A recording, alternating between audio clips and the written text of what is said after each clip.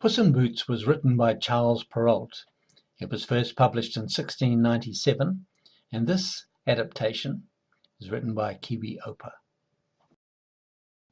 Puss in Boots is a European literary fairy tale about a cat who uses trickery and deceit to gain power, wealth, the hand of a princess in marriage for his penniless and low-born master. Once upon a time there lived a miller who had 3 sons. When the man died, he left the mill to his oldest son. The middle son received his donkey, while the younger son was given his only other possession, a cat. The young man felt sad. Seeing the young man sad, the cat went over and rubbed his head against the young man's leg and spoke. The young man was astonished. "Yes, I can talk," said the cat, "and if you will but buy me a handsome pair of boots and a large leather bag, I will make you a rich and happy man." Although the young man was poor, and the few coins he had in his pocket was all he possessed, he was so astonished that his cat could talk, he went out and bought the boots and the bag. So dressed in his brand new boots, the cat put bait in the bottom of his leather bag, threw it over his shoulder, and set out over the fields. Using his cunning, the cat caught a plump rabbit. Now you would have thought the cat would have gone back to the young man and given him the rabbit to eat, as he was hungry. But no, the cat had bigger plans.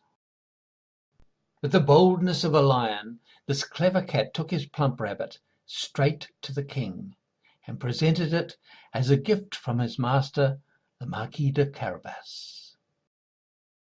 As he bowed low to the king, he noticed the king's daughter sitting beside him.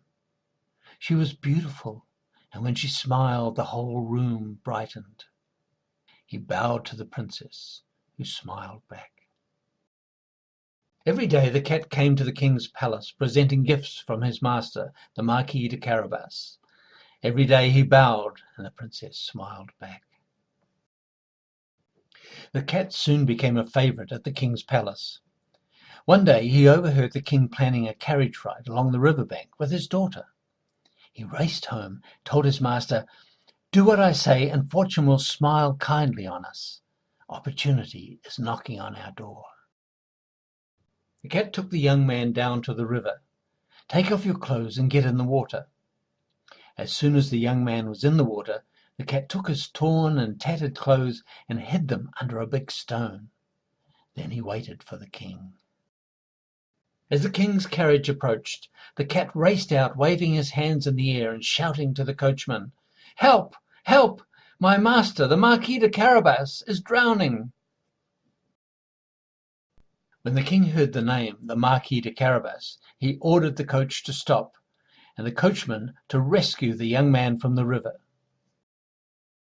The coachman pulled the astonished young man out of the river.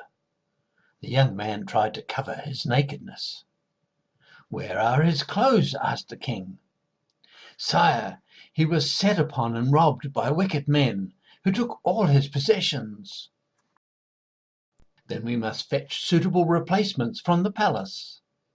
Dressed in the finest of clothes, tailored by the king's personal tailor, the young man was presented to the king and his daughter. He was taken by the daughter's beauty. She, noting his fine clothes and handsome looks, fell immediately in love with him. The young man was invited to join the king and his daughter in the royal carriage.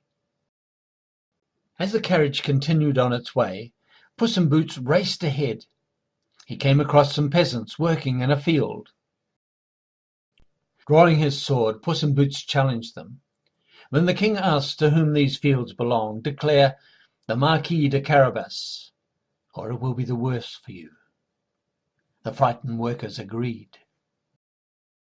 The cat then came upon a village. He told the villagers, "When the king asks whose lands are these, declare, 'The Marquis de Carabas, or it will be the worst for you.'" "These fields, sire, and all the surrounding lands, they belong to the Marquis de Carabas." "I am impressed, my lord," said the king. The king's daughter smiled and touched the young man's arm. The young man was even more astonished by the cleverness and audacity of his cat. Puss in Boots came at last to a castle and knocked boldly on the door. The enormous wooden door creaked open, and a large ogre presented himself. "What do you want?" The cat bowed low. "I have heard you are fierce and cruel, and that people are afraid of you." "What of it?" grunted the ogre. "I have also heard you have powers to change yourself." Suddenly a ferocious lion appeared where the ogre had stood. Puss quickly scrambled and scratched his way up a nearby curtain, well out of the reach of the lion's sharp teeth. From his safe perch high upon the curtain, the cat's confidence returned. "That's easy," he chided, "to change yourself into something so big." "But you couldn't change yourself into say, something as small as a mouse, could you?" With a sneer, the ogre transformed himself into a mouse. Before you could say, "Hey, diddle, diddle," the cat had pounced on the ogre. The ogre made for a very good supper. Just then Puss heard the sound of the king's carriage pulling into the courtyard. He hurried out to greet the king and his daughter. "Welcome to the castle of my master, the Marquis de Carabas, your majesties." So this is your home," the king said to the young man.